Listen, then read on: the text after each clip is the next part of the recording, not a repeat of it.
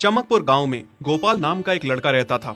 उसकी सौतेली माँ और बाप ने उसे घर से निकाल दिया था। उसकी सौतेली माँ ने सब कुछ अपने और अपने बच्चों के नाम पे कर रखा था और गोपाल को हिस्से के नाम पे 3 गायें दे रखी थीं। गोपाल पढ़ा लिखा तो बहुत था, पर नौकरी ना मिलने के कारण उसने सोच लिया था कि वो अब उन तीनों गायें की खूब देख रेख करके उनसे जो दूध मिलेगा उसे बेच के अपना कारोबार चलाएगा। अब मैं बिल्कुल अकेला हो गया हूँ। गौ माता, तुम तीनों के अलावा मेरा अब कोई भी नहीं है। बस मेरा घर चलाने के लिए तुम तीनों को मेरी मदद करनी होगी।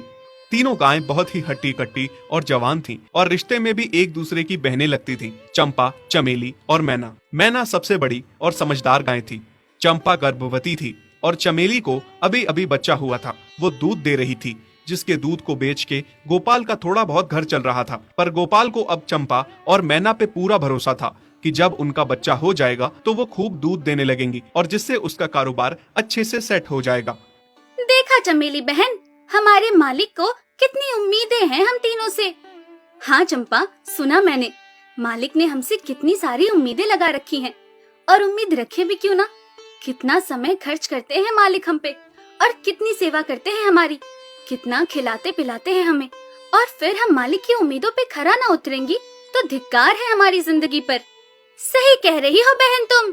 चलो हम तो मालिक के लिए कुछ ना कुछ कर ही लेंगे। तुमने बच्चा दे दिया है, दूध भी दे रही हो, मैं भी गर्भवती हूँ। थोड़े दिनों में मैं भी बच्चे को जन्म दे दूंगी, फिर दूध भी देने लगूंगी। लेकिन इस मैना दीदी को देखो, हम दोनों से बड़ी हैं, एक बार भी बच्चा ना दे पाई आज तक। क्या इसका फर्ज नहीं बनता मालिक के लिए कुछ? ये तो बड़ी हैं, हमसे ज्यादा इसको मालिक के लिए करना चाहिए था, लेकिन हम छोटी होकर इतना सोच रहे हैं। तुम दोनों ऐसा क्यों कह रही हो? क्या गलत कह रहे हैं हम? सही तो कह रहे हैं। कितने सालों से बांझ पड़ी हो तुम।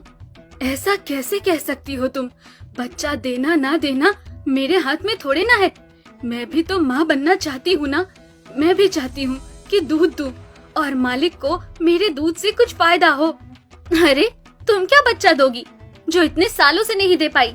तुम ये ख्वाब लेना बंद करो कि तुम बच्चा दोगी और तुम्हारे दूध से मालिक को कोई फायदा होगा। दोनों छोटी बहनें बड़ी बहन मैना की बेबसी का मजाक उड़ाती हैं और उस पे हंसती हैं। इस बात से मैना बहुत दुखी होती है और रोती है कि उसी की बहनें उसको दिलासा देने की बजाय उसे ताने मार रही हैं, उसका मजाक उड़ा रही हैं। फिर एक दिन गोपाल का पड़ोसी उससे कहता है, अरे गोपाल, तुम्हारी 2 गायें तो ठीक है, एक गाय का क्या है? उससे तुम्हें कोई फायदा नहीं है, बेच क्यों नहीं देते उसे? अरे नहीं नहीं भाई साहब, बेचना क्यों उसे? अभी बच्चा नहीं दे रही तो क्या पता कल वो बच्चा दे दे। कोई भी काम जल्दबाजी में नहीं करना चाहिए। अरे नहीं गोपाल, मेरे कहने का ये मतलब था कि तुम्हें अपना कारोबार जल्द खड़ा करने की जरूरत है, क्योंकि तुम्हारे घर वालों ने तुम्हारे साथ जो कुछ भी किया वो बहुत गलत था। अब तुम्हें जो भी करना है अकेले ही करना है।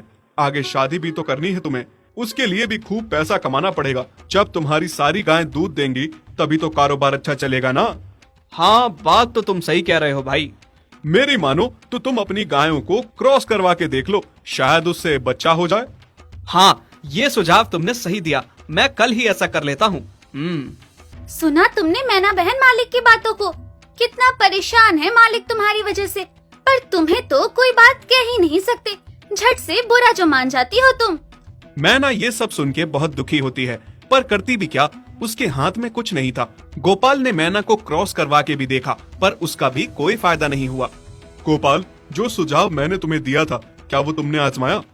हाँ भाई, वो भी करके देख लिया, पर उसका भी कोई असर ना हुआ।